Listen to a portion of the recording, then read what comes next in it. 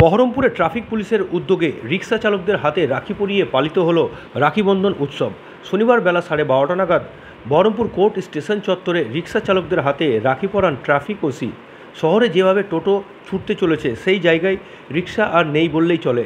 কিছু সংখ্যক রিক্সা স্টেশন চত্বরে রয়েছে যাদের টোটো কেনার সামর্থ্য নেই। সেই সমস্ত দুস্থ রিক্সা চালকদের হাতে রাখি পরিয়ে কিছু উপহার সামগ্রী তুলে দেন বহরমপুরের ট্রাফিক ওসি মনোজ পোদ্দার।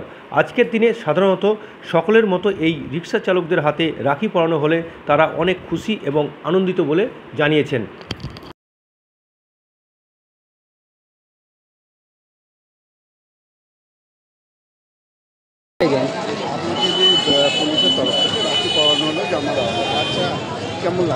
ভালো লাগছে দাদা, খুব খুশি। খুব খুশি,